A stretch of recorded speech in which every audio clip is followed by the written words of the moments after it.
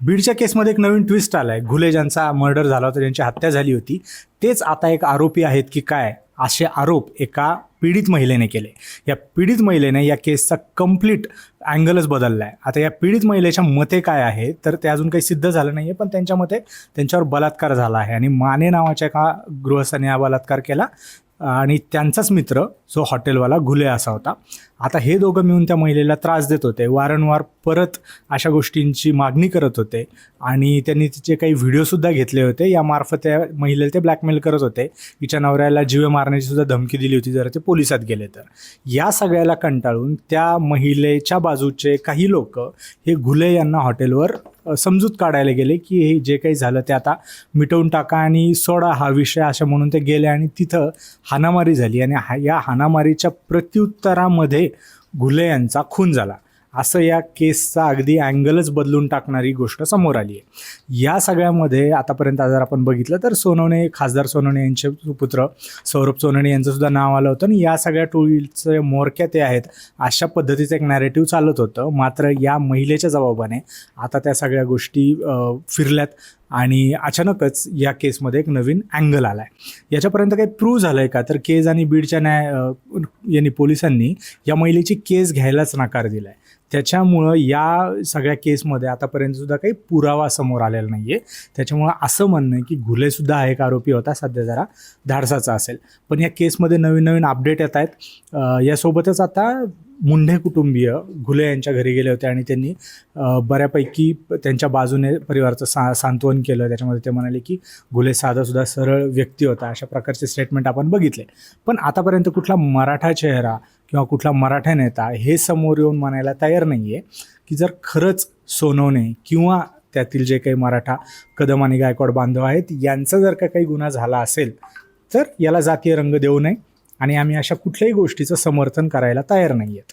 याचप्रमाणे जे काही घुले आहेत वंजारी समाजाचे आणि जे काही दुसरे माने आहेत यांनी जर काही कुकृत्य केलं असेल तर त्याचाही आम्ही पाठीमागे उभा राहणार नाहीत, असं सुद्धा ओबीसी नेते म्हणायला तयार नाहीत. याच्यामुळे या सगळ्या प्रकरणात एकंदर एवढंच कळतं की प्रत्येकजण राजकीय पोळी भाजण्याचा प्रयत्न करतोय आणि याच्यामध्ये मात्र सत्य कुठंतरी मागे पडतं. या केसमध्ये नेमकं अजून खरं काय हे समोर यायचं बाकी आहे.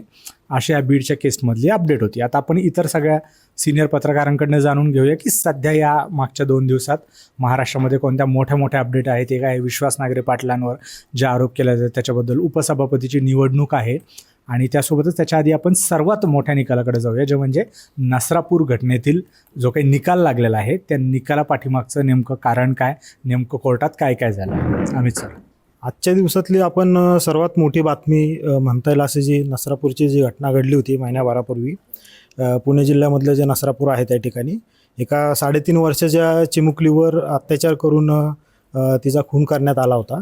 तर या केसचा 55 दिवसानंतर आज निकाल आलेला आहे. निकाल याच्यामध्ये असा आलेला आहे की फाशीची शिक्षा कोर्टानं याच्यामध्ये आरोपीला सुनावलेली आहे. याच्यात सगळ्यात महत्त्वाची गोष्ट अशी की हा खटला आत्तापर्यंतचा सर्वात वेगानं जलद गतीनं झालेला खटला मानला गेला आहे. कारण 1 मेच्या दिवशी ही घटना घडली होती, दुर्दैवी घटना घडली होती. त्यानंतर आज 29 जून आहे, बरोबर 55 दिवसानंतर याचा निकालही समोर आलेला आहे. या खटल्यामध्ये 2 दिवसापूर्वी, मला वाटतं 2-3 दिवसापूर्वीच दोष निश्चिती झाली होती आरोपीवर, परंतु निकाल त्यांनी राखून ठेवला होता. आज सविस्तर निकाल याचा कोर्टानं जाहीर केलेला आहे. त्याच्यामध्ये आता या खटल्याची थोडीशी पार्श्वभूमी आपण जाणून घेऊयात. एक भीमराव कांबळे नावाचा नसरापूरमधला एक मजूर कामगार असलेला एक व्यक्ती आहे. तो थोडा विक्षिप्तही होता किंवा कोर्टात वकिलांनी ज्या पद्धतीने सांगितलं आहे तसं की तो थोडासा मानसिकदृष्ट्या अनस्टेबलही असावा, कारण त्यांनी इतक्या हिनस प्रकारचं हे कृत्य केलेलं आहे. यापूर्वीसुद्धा त्याच्या 2-3 घटना या महिला अत्याचारा संदर्भातल्या घडल्या होत्या. त्या घटनांमध्ये त्याच्यावर गुन्हे दाखल झाले, परंतु तो निर्दोष त्यातून बाहेरही आला होता. तर त्यानंतर त्याची हिंमत एवढी वाढली की त्यांनी एका 3.5 वर्षाच्या लहान मुलीवर महिन्याभरापूर्वी अत्याचार केला आणि त्याचबरोबर तिचा खूनही केला होता. तर या घटनेमध्ये असं घडलं होतं, म्हणजे ओव्हरऑल या निकालानंतर आज जी काही पत्रकार परिषद झाली, वकिलांनी जी पत्रकार परिषद घेतली निकाल लागल्यानंतर, त्याच्यामध्ये त्यांनी या शिक्षेमागं ही जी शिक्षा कोर्टानं सुनावलेली त्याच्यामागचं नेमकं मेरिट काय होतं, म्हणजे याच्यामध्ये कुठल्या महत्त्वाच्या अशा गोष्टी होत्या की ज्याच्यामुळं ही शिक्षा कोर्टाला सुनावणं भाग पडलं. तर याच्यामध्ये ह्या काही महत्त्वाच्या घडामोडी मेरिट आहे ते मी आज सगळ्या प्रेक्षकांच्या समोर मांडू इच्छितो. त्याच्यामध्ये त्यांनी हेच सांगितलं होतं वकिलांनी की आरोपींनी यापूर्वीसुद्धा काही गुन्हे केलेत महिला अत्याचाराच्या संदर्भामधले, तर त्याच्यामध्ये तो निर्दोष सुटलेला असल्यामुळं त्याला कुठलीही शिक्षा होऊ न शकल्यामुळं त्याची साहजिकच हिंमत वाढली होती. आणि यावेळेससुद्धा त्यांनी हा जो गुन्हा केलेला आहे हा अत्यंत क्रूर पद्धतीचा गुन्हा आहे, कारण आरोपी हा 65 वर्षाचा व्यक्ती आहे, जो ज्येष्ठ नागरिक म्हणता येईल असा. आणि त्यांनी 3-3.5 वर्षाच्या मुलीला एक आमिष दाखवलं, खाऊचं आमिष दाखवलं, तिला गोठ्यामध्ये गाईचं वासरू दाखवतो अशा पद्धतीचं तिला सांगून तो त्या घटनास्थळाजवळ नेलं, तिच्यावर अत्याचार केला, तिला दगडानं ठेचून मारलं, अशा पद्धतीनं त्यांनी हे कृत्य केलं होतं. पण त्याला असं मागच्या त्याच्या गुन्ह्याचा थोडासा इतिहास बघितला तर त्याच्यामध्ये असं होतं की तो निर्दोष सुटलेला असल्यामुळं कदाचित आपण या गुन्ह्यातून सुद्धा बाहेर येऊ शकतो, अशी कदाचित त्याच्या डोक्यामध्ये काहीतरी कल्पना असावी असं वकिलांना वाटलं. वकिलांनी तसा युक्तिवाद कोर्टामध्ये केला आणि हाच एक महत्त्वाचा त्याच्यातलं की पॉईंट असा होता की कोर्टाला असं वाटलं आत्तापर्यंत याच्या बाबतीमध्ये अशा पद्धतीच्या गुन्ह्यामध्ये तो बाहेर आलेला आहे, तर त्याला हे आम्हाला आता ठामपणे सांगायचं आहे की तू दरवेळेस सुटत असशील परंतु आता तू सुटू शकत नाहीस. म्हणजे हे कोर्टाचं आकलन असावं अशा पद्धतीने वकिलांनी म्हटलेलं आहे. आता नेमका कोर्टामध्ये काय युक्तिवाद होता हे इथं नमूद केलेलं नाही, परंतु अशा पद्धतीची कोर्टाची एक भावना होती. त्याच्यानंतर जेव्हा आरोपीला कोर्टामध्ये उभं केलं होतं, तो स्वतःची बाजू त्या ठिकाणी मांडत होता, तर तो अशा पद्धतीनं सहजरित्या आपण ज्या पद्धतीनं गुन्हा केला हे सांगत होता. अक्षरशः त्या ठिकाणी कोर्टालासुद्धा त्या गोष्टीची लाज वाटली असावी किंवा कसं काही, तर त्यांनी त्याला अक्षरशः थांबवलं की तो आता पुढं काही सांगण्याचं म्हणजे त्याला सांगू नको अशा पद्धतीने कोर्टानं हे केलं. परंतु या संपूर्ण घटनेमध्ये परिस्थितीजन्य पुरावे कोर्टाच्या समोर आले होते. पोलिसांनी चांगल्या पद्धतीने तपास केल्याचं सुद्धा न्यायाधीशांनी या ठिकाणी म्हटलं आहे.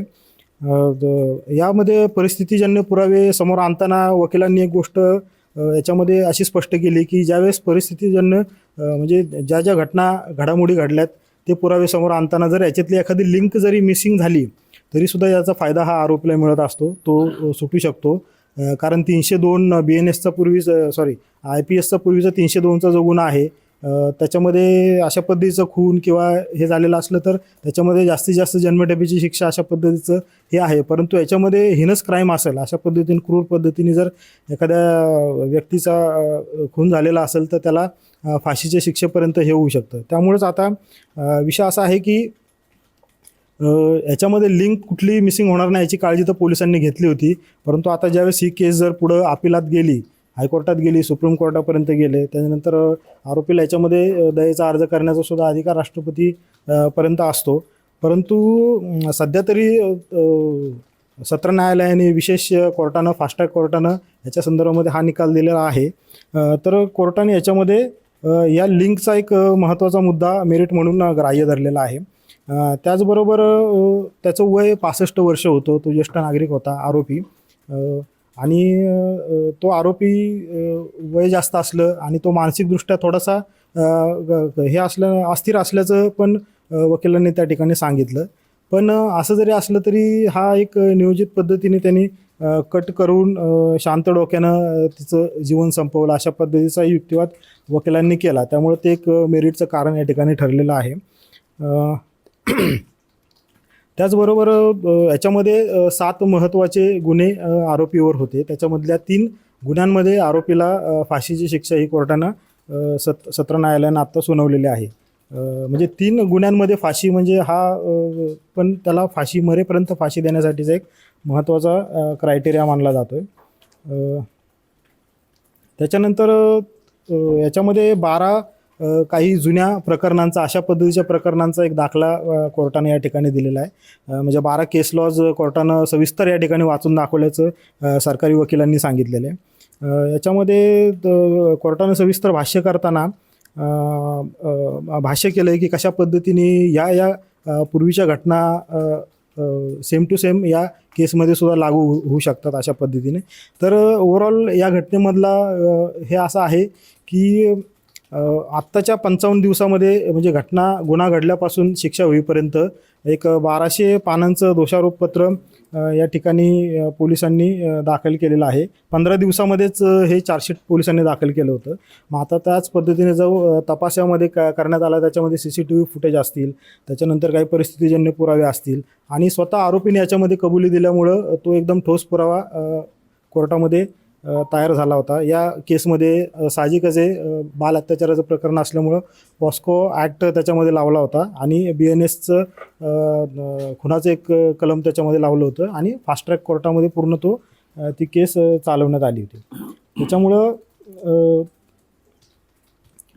तसंही ज्यावेळेस ही घटना घडली त्यावेळेस पुण्यामध्ये खूप मोठ्या प्रमाणावर सर्वसामान्य नागरिकांनी संताप व्यक्त केला होता. अक्षरशः पुण्यातला एक महत्त्वाचा रहदारीचा पूल रोखून धरण्यात आला होता. खूप त्यावेळेस त्याची चर्चा झाली होती. अख्खा राज्यच काय देश हादरून जाईल अशा पद्धतीची ही घटना घडली होती. त्याच्यानंतर आज कोर्टानं हा निकाल दिल्यानंतर त्या चिमुकलीचे जे पालक होते, आईवडील होते, जे स्वतः कोर्टामध्ये हजर होते त्यावेळेस त्यावेळेस अश्रू अनावर झाले.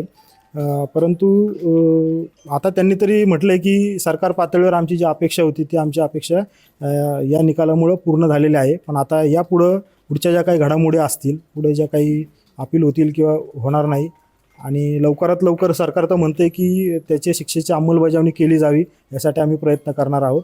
तर आता पुढे काय होईल ते पुढच्या घटनांनंतर आपल्याला सांगता येईल. तर जर आता आपण विषयांतर करूया उपसभापतीच्या निवडणुकीबद्दल, सर काय सांगा?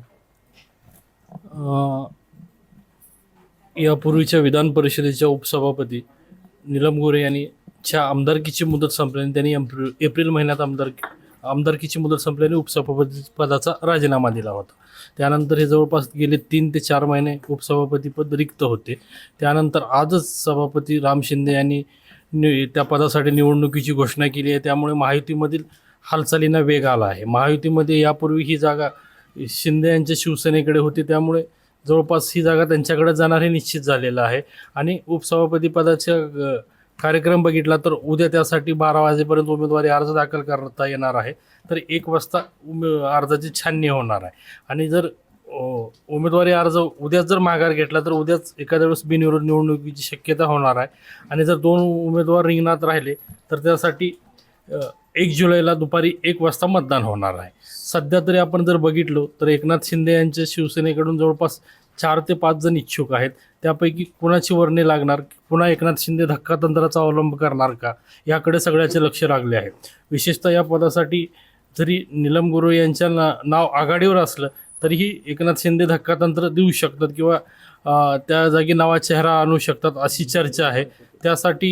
त्या पदासाठी सध्या आपण बघितलं तर कृपाल तुमने, चंद्रकांत रघुवंशी, त्याशिवाय मनीषा कायंदे, भावना गवळी यांची नावे चर्चेत आहेत. यापैकी एखादं नावसुद्धा पुढं अचानक येऊ शकतं. मात्र त्यासाठी उद्या दुपारपर्यंत आपल्याला वाट बघावी लागणार आहे. माझ्याकडे सूत्रांची माहिती नाहीये, मी सूत्रांच्या माहिती नाही सांगत आहे, पण मला असं फार हे वाटतंय की नीलम गोरेंना परत संधी मिळेल म्हणून उपसभापती म्हणून. कारण की त्यांचं वय पाहता त्यांना परत आमदारकीची संधी दिलेली आहे. तर फक्त आमदारकीसाठी त्यांना परत आणणं हे शिंदेंना परवडण्यासारखं नव्हतं. आणि मागे जे साताऱ्याचं प्रकरण झालं तेव्हा त्यांनी उपसभापती असताना जी भूमिका घेतली आणि त्या पोलीस आयुक्तांना निलंबित केलं, अधीक्षकांना जे निलंबित केलं, तर त्याच्यावरनं मला असं वाटतंय की त्यांना पुन्हा संधी मिळण्याचे जास्त चान्सेस आहे. म्हणजे माझ्याकडे सूत्रांची माहिती नाही आहे, पण मला हे असं आतनं विधानसभागृहातला अनुभव पण खूप आहे त्यांच्याकडे हे उपसभापती पदाचा. त्यामुळे त्यांना पुन्हा संधी मिळेल असं मला वाटतंय. उपसभापती पदाच्या निवडणुकीनंतर आपण महाराष्ट्रात जे आता उद्धव ठाकरेंचा दौरा सुरू आहे त्या दौऱ्याकडे जाऊया. उद्धव ठाकरे आज शिर्डीमध्ये होते. जेव्हा उद्धव ठाकरे या दौऱ्याला निघाले तेव्हापासूनच हा दौरा त्यांचा चर्चेत होता. त्याचं कारण होतं देवेंद्र फडणवीस आणि उद्धव ठाकरे यांचा एकत्रित विमान प्रवास. या विमान प्रवासानंतरच त्या दोघांच्या संबंधांबद्दल चर्चा सुरू झाली होती. त्यानंतर आता उद्धव ठाकरे यांनी मागच्या 2 दिवसात जी काही विधानं केलेली आहेत, म्हणजे फडणवीस आणि माझ्यात दुसऱ्यांचाच गोंधळ आहे, मी साईबाबांकडे प्रार्थना केली की फडणवीसांची खुर्ची वाचव, अशी जी काही त्यांची विधानं आहेत त्यामुळे आता कुठंतरी दोघांमध्ये पुन्हा मैत्रीचा सूचक संदेश देण्याच्या हालचाली सूचक संदेश दिला जातोय का, अशी चर्चा एक महाराष्ट्राच्या राजकारणात सुरू आहे. देवेंद्र फडणवीस यांचे पंख छाटले जात आहेत असं देखील उद्धव ठाकरे म्हणाले. याला कारण जे आता एकनाथ शिंदेचं ऑपरेशन टायगर झालं, त्या ऑपरेशन टायगरमध्ये 6 खासदार आले, पण हे 6 खासदार अमित शहा यांना पंतप्रधान पदासाठी पाठिंबा भविष्यात मिळावा यासाठी आणलं असल्याचं त्यांचा अंदाज आहे. देवेंद्र फडणवीस उद्या कदाचित पंतप्रधान पदाच्या शर्यतीत येतील, त्यांचे पंख छाटण्यासाठीच हा सगळा उपद्व्याप सुरू आहे असं उद्धव ठाकरे म्हणालेले आहेत. आता या सगळ्या उद्धव ठाकरेंच्या भाषणात कितपत काय काय गोष्टींचा आपण विचार करावा, उद्धव ठाकरेंच्या या सगळ्या दाव्यांमध्ये आता किती तथ्य आहे हे उद्धव ठाकरेंनाच माहिती. पण जे फडणवीस आणि त्या दोघांच्या संबंधांबाबत त्यांची जी काही विधानं आहेत त्यामुळे मात्र राजकारणात एक चर्चा सुरू झालेली आहे. अजून एक नसरापूर प्रकरणातील एक मुद्दा राहिला आहे. नसरापूरच्या प्रकरणात मला एक महत्त्वाचा मुद्दा असा मांडायचा आहे की आता 60 दिवसात या केसचा निकाल लागला आहे, त्यामुळे सगळीकडून अभिनंदन केलं जात आहे आणि चांगली गोष्ट आहे, व्हायला पाहिजे.